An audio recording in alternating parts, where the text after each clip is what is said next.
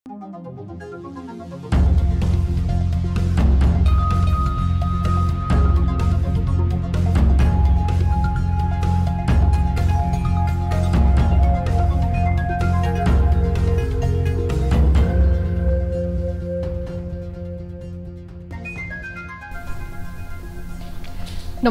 यो news 24 television prime time न्यूजमा स्वागत छ।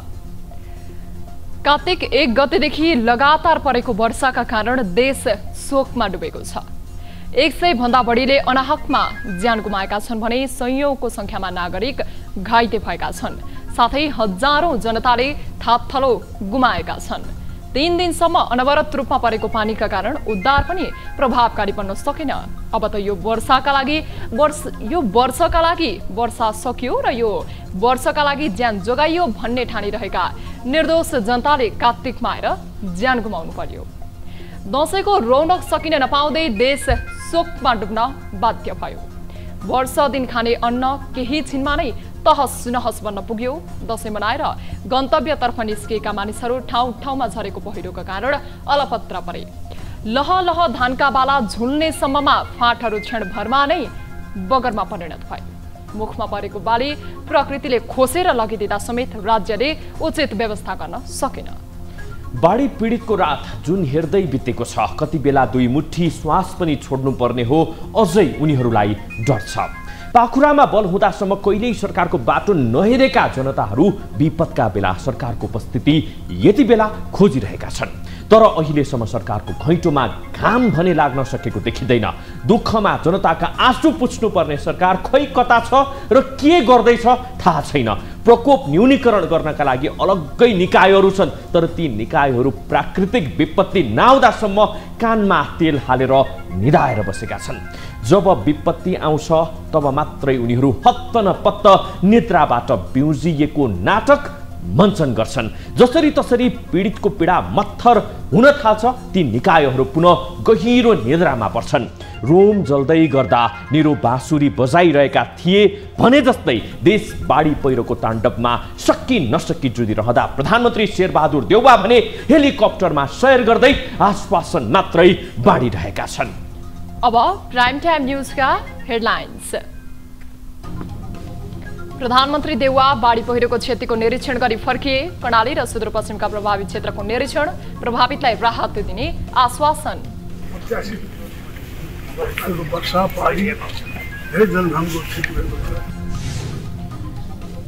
बागमती प्रदेशमा मुख्यमन्त्री अष्टलक्ष्मी साक्य नेतृत्वको सरकारको आयु 1 साता लम्बियो। विश्वासको मत सम्बन्धी प्रस्तावमा मतदान नगरी प्रदेशसभा स्थगित।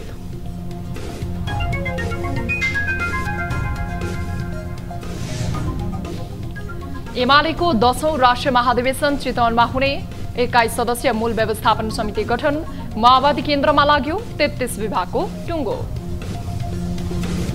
अलिकति म्याद थपेका छौँ, यो 1 हप्ताभित्रमा बाँकी 50%। बाढी पहिरोबाट मृत्यु हुनेको संख्या बढ्दो। 20 जिल्ला बाढी र पहिरोको चपेटामा। देशभर ज्यान गुमाउनेको संख्या 100 नाग्यो। 40 जना घाइते।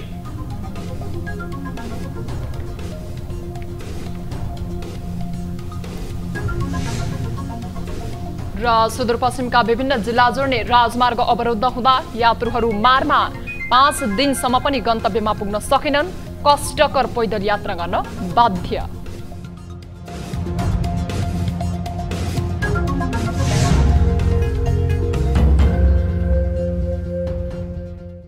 हामी निरन्तर न्यूजमा छौं।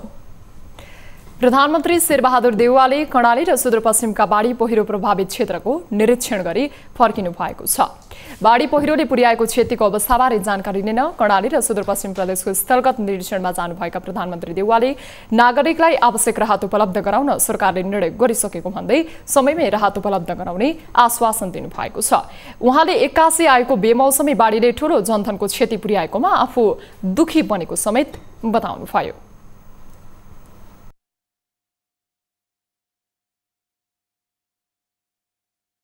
क्लाइमेट चेन्ज गर्दै असर भएर सबैले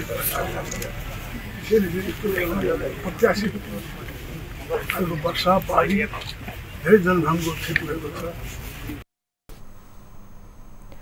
प्रधानमन्त्री देउवाले सुर्खेत विमानस्थलमा बाढी पहिरोले कर्णाली प्रदेशमा पुर्याएको क्षतिबारे प्रदेश सरकार र सुरक्षा निकायका प्रमुखबाट जानकारी लिनुभयो।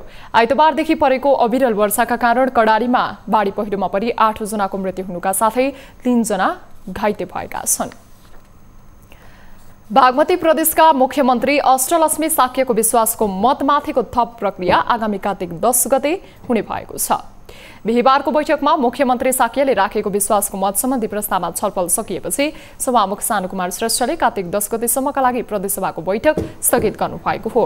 त्यसैगरी बैठकमा मुख्यमन्त्री अष्टलक्ष्मी साक्यले प्रदेशसभामा विश्वासको मत माग्नु भएको थियो। उहाँले आफू नेतृत्वको सरकारले समाजवाद उन्मुख सरकारको प्रारम्भिक खाका नै तयार भएको भन्दै त्यसको सार्वजनिक गर्ने तयारी रहेको बताउनुभयो।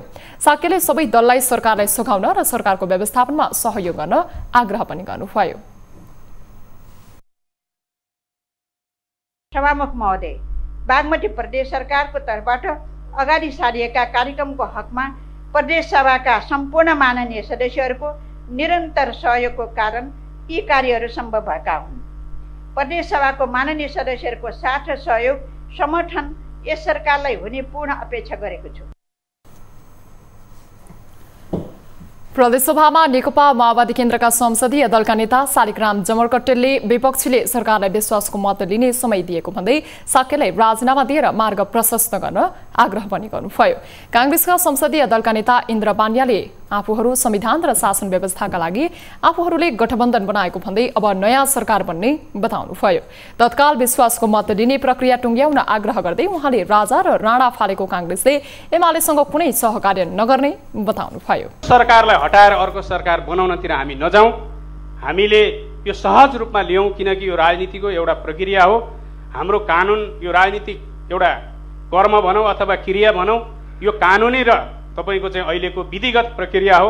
यसलाई हामीले सहज रूपमा स्वीकार गरेर जाउँ भन्ने म यहाँहरूलाई आग्रह गर्न चाहन्छु। आज यो प्रदेशको राष्ट्रिय गौरवको योजना सुरुङ मार्ग भने त्यो कता गयो, बस कता गयो, गरिबको छाना नाना खानाको व्यवस्था राम्रै गर्ने भनेर भनेको थियो, अनिखेरि गरिबको खरको छाना कतिवटामा जस्ता भयो। मुख्यमन्त्रीज्यूले अघि भन्दै गर्दा खर मुक्त बनाउने, कागजमा त के मुक्त भयो के मुक्त भयो। यहाँ यो प्रदेश सरकारले। बैठकमा नेकपा एकीकृत समाजवादीका नेता राजेन्द्र पाण्डेले आफू मुख्यमन्त्रीको उम्मेद्वार भएको भन्दै अब विपक्षी गठबन्धनको सरकार निर्माण हुने बताउनुभयो। पाण्डेले प्रतिगमनकारीको किताबमा उभिएको व्यक्तिलाई साथ दिन नसकिने स्पष्ट पार्नुभयो।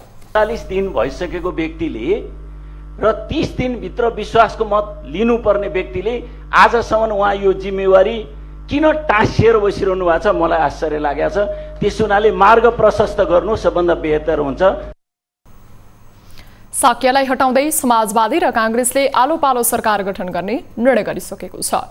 भाद्र 2 गते ठूलो दलको हिसाबले मुख्यमन्त्री बन्नुभएकी साक्यले 22 असोजमा प्रदेशसभाको सचिवालयमा विश्वासको मत लिन प्रस्ताव दर्ता गर्नुभएको थियो। नेपाली कांग्रेस र नेकपा एकीकृत समाजवादीले पालै पालो आधा समय बागमती प्रदेश सरकारको नेतृत्व गर्ने सहमति गरेका छन्। एमाले नेत्री तथा मुख्यमन्त्री अष्टलक्ष्मी साक्यले विश्वासको मत नपाउने निश्चित भएपछि गठबन्धनबीच आधा समय सरकारको नेतृत्व गर्ने सहमति जुटेको हो। तर पहिले एकीकृत समाजवादीका राजेन्द्र पाण्डे मुख्यमन्त्री बन्ने निश्चित भएको छ। मुख्यमन्त्री साक्यले आज बिहिबार प्रदेशसभामा विश्वासको मत लिन राखेको प्रस्तावमाथि प्रक्रिया सुरु भएको छ। यसअघि बुधबार बेलुका काठमाडौँमा गठबन्धनका शीर्ष नेताबीच यस्तो सहमति भएको हो। गठबन्धनको शीर्ष नेतृत्व तहमा भएको छलफल र सहमति अनुसार पहिलो आधा कार्यकाल एकीकृत समाजवादीका राजेन्द्र पाण्डे र आधा कांग्रेसका इन्द्र पाण्ड्या सरकारको नेतृत्व गर्दै मुख्यमन्त्री बन्नेछन्। मुख्यमन्त्री साक्यले गएको असोज 24 गते बसेको प्रदेशसभाको बैठकमा नेपालको संविधानको धारा 188 को उपाधारा 2 तथा प्रदेश नियमावली 2074 को नियम 143 को उपनियम 1 बमोजिम विश्वासको मत सम्बन्धी प्रस्ताव पेश गर्नुभएको थियो। गएको भदौ 2 गते नेकपा एमालेको एकल बहुमतबाट मुख्यमन्त्री नियुक्त हुनुभएकी साक्य अहिले अल्पमतमा हुनुहुन्छ।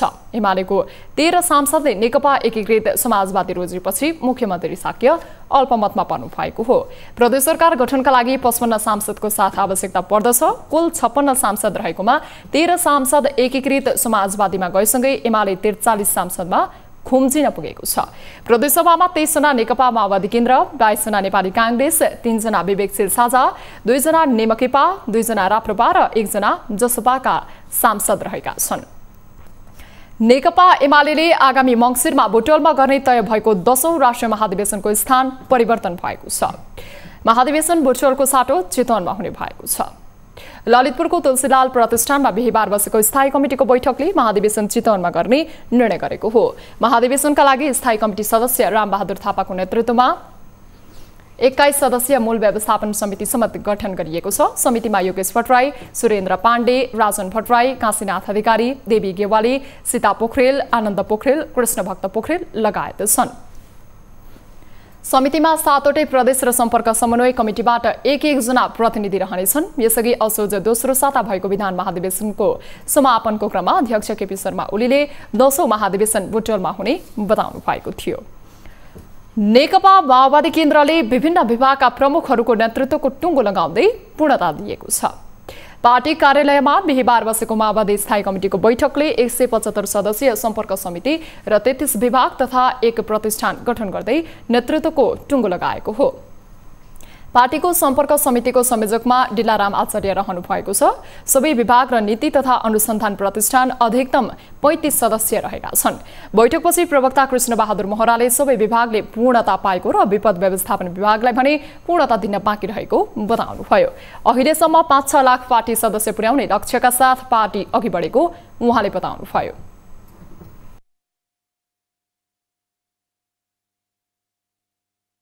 करिब 5-6 लाख पुर्याइने लक्ष्य हो। त्यसमध्ये 40% जति पार्टी नवीकरण भएको छ र पार्टी नवीकरण हुन बाँकी द्रुत गति गइरहेको छ। 60% जति बाँकी छ। अनि करिब 50 जति सकियो होला। अस्ति हामीले तपाईले सुन्नुभयो, हामीले म्याद थप्यौं, अलिकति म्याद थपेका छौँ। यो 1 हप्ताभित्रमा बाँकी 50% सकिन्छ। उहाँले सदस्यता थप वा नवीकरणको म्याद थप भएकोले सदस्यता थप हुन सक्ने बताउनुभयो।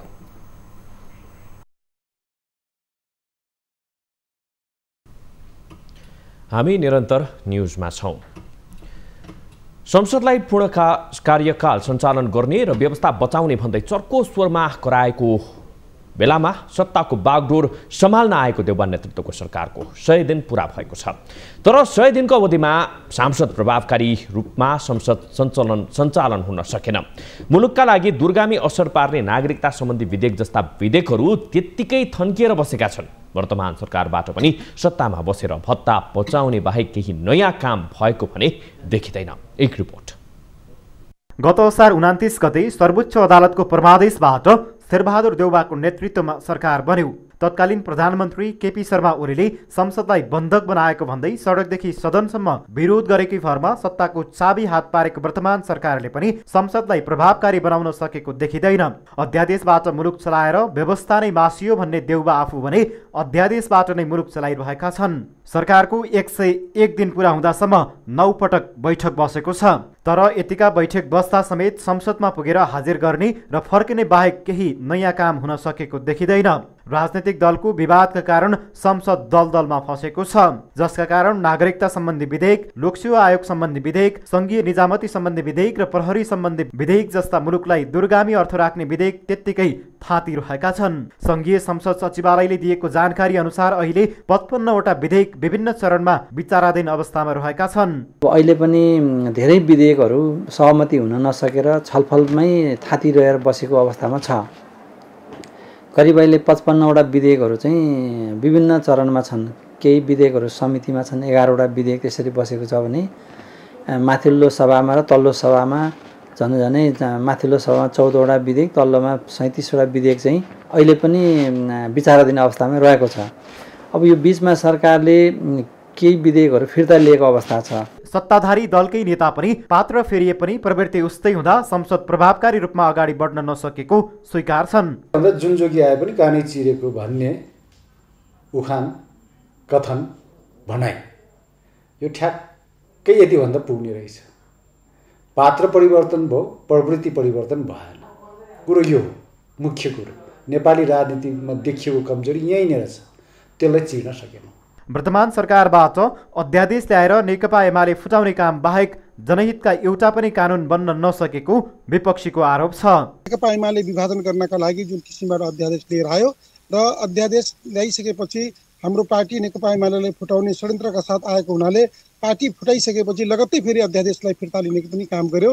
त्यसका यो सरकारले अहिले मुलुकको जनताको राष्ट्रको विकासको कुनै पनि क्षेत्रमा प्रभाव पार्ने किसिमबाट अहिलेसम्म कुनै पनि एउटा कानुन विधेयक टेबल गरेको अवस्था छैन। अहिले संघीय संसद अन्तर्गतका विभिन्न समितिमा 11, राष्ट्रिय सभामा 14 र प्रतिनिधि सभामा 37वटा विधेयक विचाराधीन अवस्थामा रहेका छन्। ती विधेयक अगाडि बढाउन वर्तमान सरकार पनि अनुदारभन्दा वर्षौंदेखिको राज्यको समय र लगानी बालुवामा पानी जस्तै बन्ने जोखिम बढेको छ। न्युज 24 टेलिभिजनका लागि क्यामेरामा कान्छा डङ्गोल र विनोद बजगाईका साथमा टिभी जर्नालिस्ट सरोज बस्यालको रिपोर्ट। देशका विभिन्न ठाउँमा बाढी पहिरो र डुबानमा परि बिहिबार दिउँसोसम्म 101 जनाको ज्यान गएको छ। बाढी पहिरोमा परि प्रदेश नम्बर 1 मा 60 जना, सुदूरपश्चिम प्रदेशमा 31 जना, कर्णाली प्रदेशमा 7 जना र बागमती प्रदेशमा 1 गरी अहिलेसम्म 101 जनाको ज्यान गएको हो। साथै प्रदेश 1 मा 19 जना, कर्णालीमा 4 र सुदूरपश्चिम प्रदेशमा 17 जना गरी 40 जना घाइते भएको प्रहरीको विवरणमा उल्लेख छ। घाइतेहरूको स्थानीय अस्पतालमा उपचार भइरहेको छ। बाढी पहिरोमा परि प्रदेश 1 मा 13, प्रदेश 2 मा 1, लुम्बिनी प्रदेशमा 1, कर्णाली प्रदेशमा 1 र सुदूरपश्चिम प्रदेशमा 23 जना गरी 41 जना बेपत्ता भएका छन्। उनीहरूको खोजी कार्य भइरहेको प्रहरीले बताएको छ। यस्तै बाढीका कारण 2232 वटा घर डुबानमा परेका छन्। 49 वटा घर, 8 वटा कोट, 6 वटा पुल र 3 वटा सरकारी कार्यालयमा क्षति पुगेको तथ्याङ्क रहेको छ। बाढी पहिरोबाट 139 पशु चौपाय मरेका छन्। गएको शनिबार रातिदेखिको वर्षाले 1177 घर परिवार विस्थापित भएका छन्। साथै बाढी पहिरोको जोखिममा रहेका विभिन्न जिल्लाका विभिन्न घर परिवारलाई सुरक्षित ठाउँमा राख्ने, पहिरोमा पुरिएको सामग्री निकालेर सुरक्षा गर्ने काम भइरहेको र पहिरोले अवरोध भएका सडक खुलाउने काम पनि भइरहेको प्रहरीले जनाएको छ।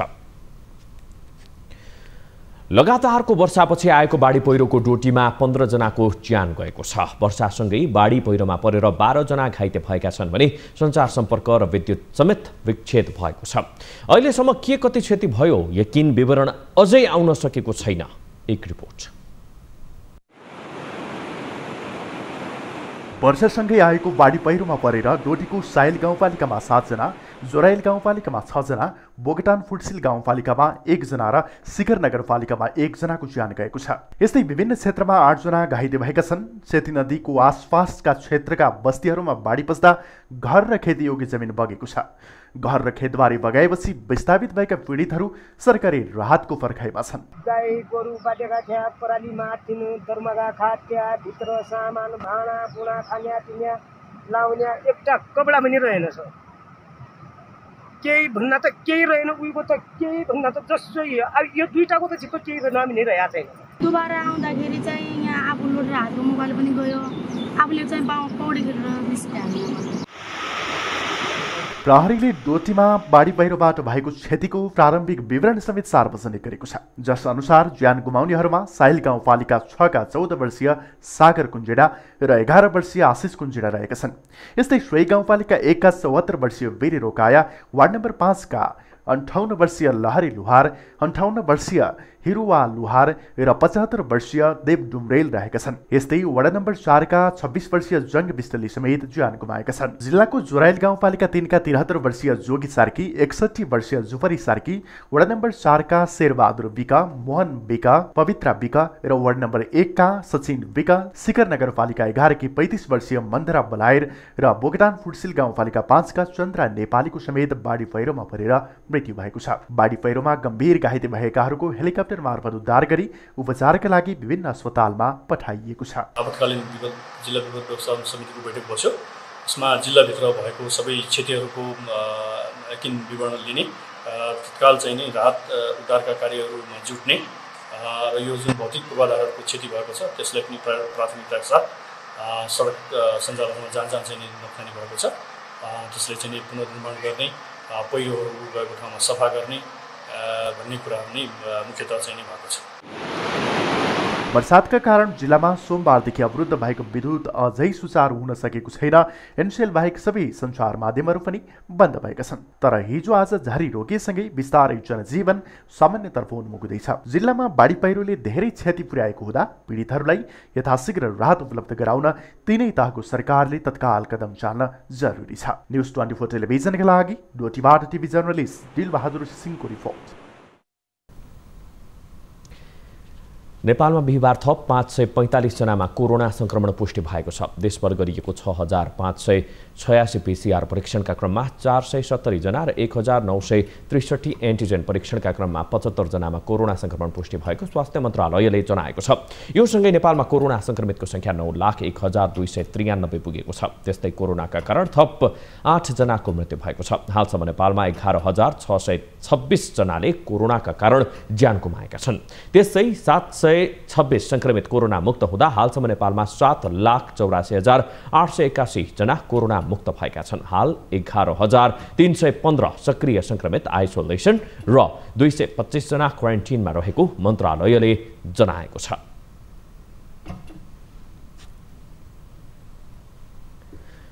प्रहरीले भक्तपुरबाट स्रोत नखुलेको 80 लाख रुपैयाँ नगदसहित एक युवकलाई पक्राउ गरेको छ। पक्राउ पर्नेमा बागलुङको गलकोट नगरपालिका 10 पाण्डव खानी घर भई कोटेश्वर बस्ने 36 वर्षका चित्रबहादुर पुन रहेको प्रहरीले बताएको छ। बुधबार साँझ 8 बजे मध्यपुर थिमी नगरपालिका 1 लोकन्थली स्थित मनहरा आँखा अस्पताल नजिक चेक जाँचका क्रममा पुनले चढेको 49 प 8565 नम्बरको स्कुटरको डिकीभित्र 30 लाख रुपैयाँ फेला परेको थियो। त्यसपछि उनलाई महानगरीय प्रहरी वृत्त थिमी भक्तपुरले नियन्त्रणमा लिएर सोधपुछ गर्दा उनीसँग घरमा 50 लाख रुपैयाँ भएको खुलेको थियो। पुनलाई थप अनुसन्धानका लागि सम्पत्ति शुद्धिकरण अनुसन्धान विभाग पठाइएको छ। रुपैयाँ चाहिँ बरामद हुन आयो र यसो गरेर 80 लाख रुपैयाँ पैसा बरामद गर्यौं।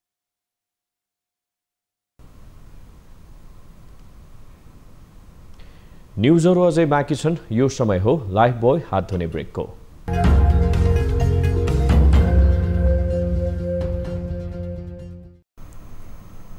हामी निरन्तर न्युजमा छौं।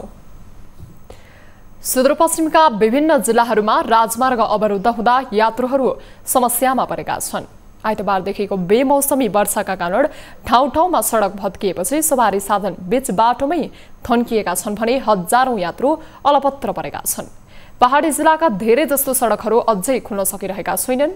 सुदूरपश्चिमका पहाडी जिल्लाहरू बैतडी, बझाङ, दार्चुला, बाजुरा, अछाम, डोटी, डडेलधुरा जोड्ने भीमदत्त राजमार्ग अझै अवरुद्ध छ। एक रिपोर्ट। डडेलधुराको गैरा बजार र भातकाडा नजिक पहिरोले सडक नै भाँसिएपछि अवरुद्ध भएको सडक हालसम्म पनि सुचारू हुन सकेको छैन। सडक सुचारू नहुँदा आवत जावत गर्ने हजारौं यात्रुहरू बाटोमै अलपत्र परेका छन्। दशैं मनाउन गाउँघर गएकाहरू कर्मथलो फर्किरहेका छन्, तर विडम्बना 5 दिनसम्म पनि उनीहरू गन्तव्यमा पुग्न सकेका छैनन्। अवरुद्ध सडक सुचारू नहुँदा यात्रुहरू बीच बाटोमै त्रासपूर्ण दिनरात बिताउन बाध्य छन्। आफ्नो शरीरलाई हैन अलि गाह्रो कन्डिसनमा यहाँ पुग्यो हेर्नुस् कस्तो गाह्रो सुत्ने उ हामीले एउटा बस भित्रै बसेको। तर म एक गते बैतडीबाट हिँडेको आज 4 दिन भयो मलाई। अहिलेसम्म न पानी छ, न खाना छ, न केही छ। रोडको अवस्था हेर्दाखेरि कस्तो छ, अब त्यहाँ के भन्छ हाम्रो सिड्युल गए हुन्छ, प्रधानमन्त्री गए हुन्छ, कसले हो अब त्यो जिम्मेवारी अब कसले लिने हो? त्यो न खानको ठेगान छ, न त बस्नका लागि नै सुरक्षित स्थान। यही बाध्यताका बीच अधिकांश यात्रुहरू कष्टकर पैदल यात्रा गरिरहेका छन्। अहिले बझाङ, बाजुरा, बैतडी, दार्चुला लगायतका अन्य जिल्लाहरूबाट हिँडेरै हजारौं यात्रुहरू डडेलधुरा र डोटीको गौरा बजारसम्म आइपुगेका छन्। 4 दिन भइहाल्यो तपाईको हामी बाटोमा अल्पत्र अवस्थामा छौँ। अब खाना बस्नको ठिकान छैन। अब जहाँ बसे जङ्गललाई बस्नुपर्छ। यस्तै हो तपाईँको भनेपछि तपाईँको हामी सुरुको रात त तपाईँको हामीले भासुको भिरमै तपाईँको हामी रातभरि त्यहीँ बसेको हो। हामी 1 गते आएको आज 4 दिन भइसक्यो होइन। यहाँ बल्ल बल्ल अहिले हिँडेर लगभग 15-16 किलोमिटर हिँडे हामी त्यो गैरा बजारमा पुगेका छौँ।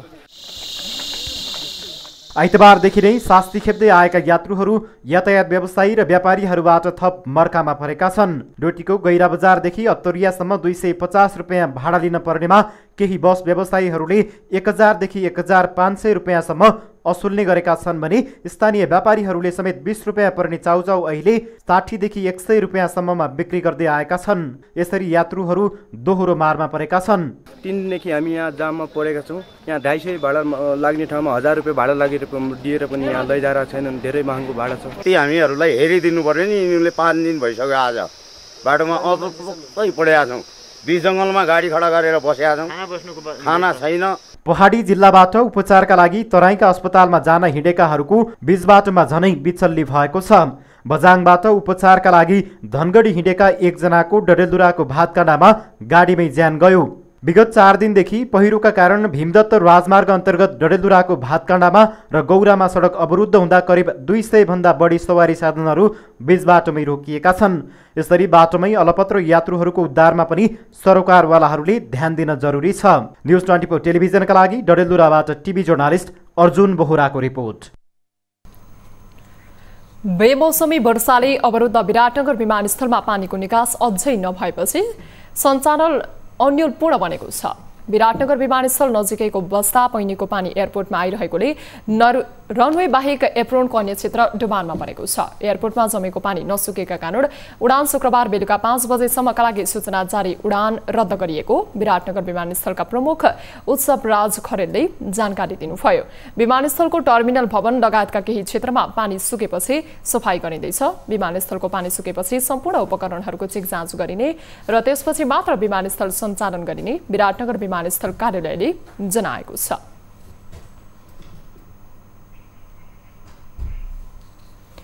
आइतबारदेखिको अविरल वर्षापछि गएको पहिरोले अवरुद्ध कर्णाली राजमार्ग अधिकांश रूपमा खुलेको छ।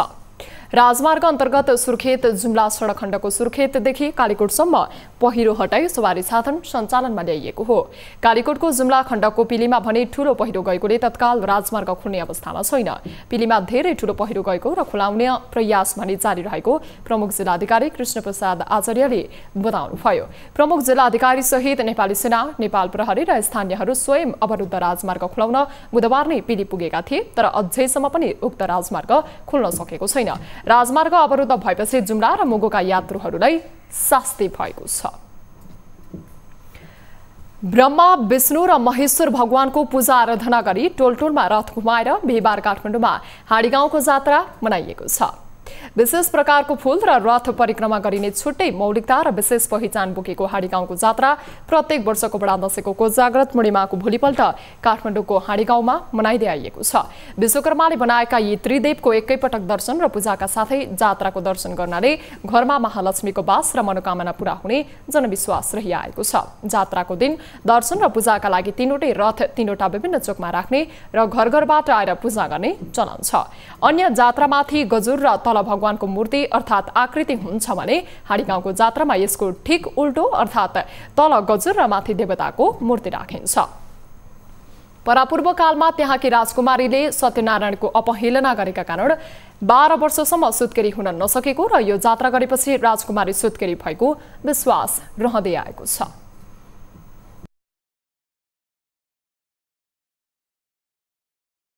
अब बिजनेस न्यूज।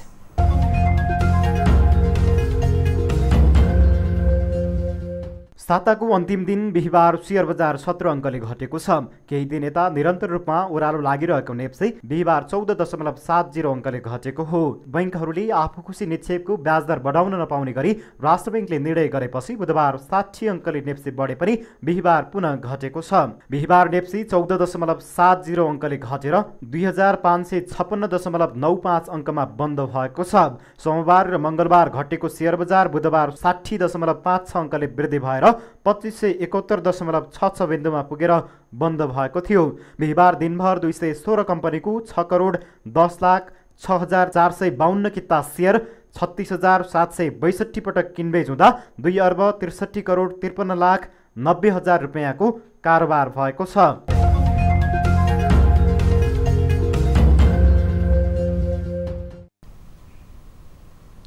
हामी निरन्तर न्युजमा छौं। अब स्पोर्ट्स न्यूज।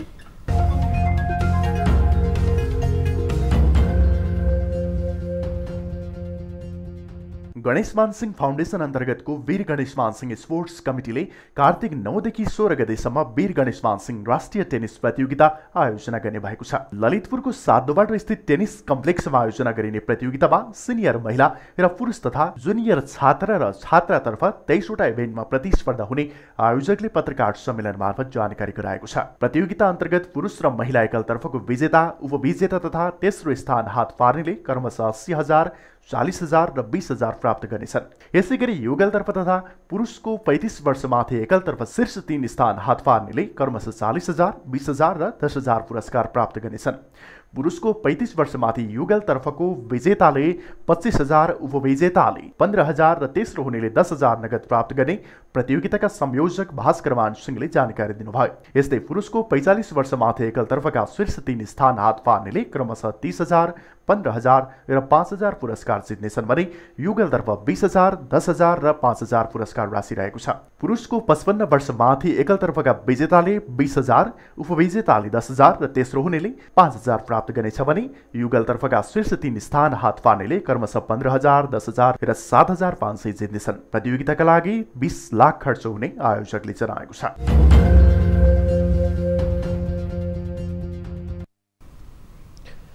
अब 24 वेदर अपडेट।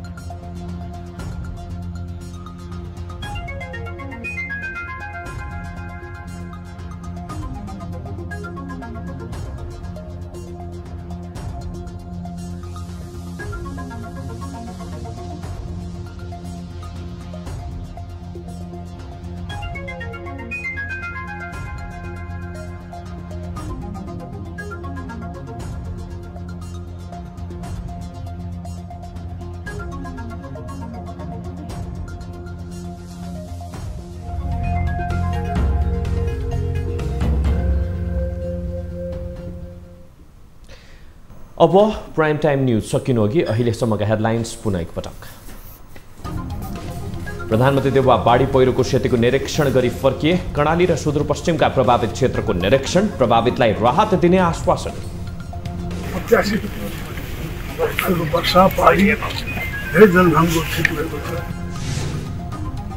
बागमती प्रदेशमा मुख्यमन्त्री अष्टलक्ष्मी साक्य नेतृत्वको सरकारको आयु 1 साता लम्बियो। विश्वासको मत सम्बन्धी प्रस्तावमा मतदान नगरी प्रदेशसभाको बैठक स्थगित।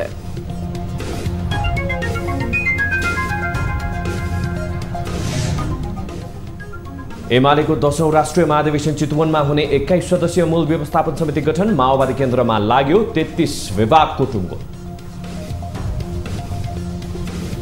अलिकति म्याद थपेको छ, यो 1 हप्ताभित्रमा बाँकी 50%। बाढी पहिरोबाट मृत्यु हुनेको संख्या बढ्दो। 20 जिल्ला बाढी र पहिरोको चपेटामा। देशभर ज्यान गुमाउनेको संख्या 100 नाघ्यो। 40 जना घाइते।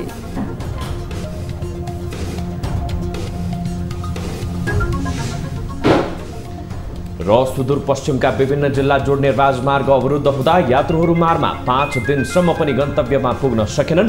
कष्टकर पैदल यात्रा गर्न बाध्य।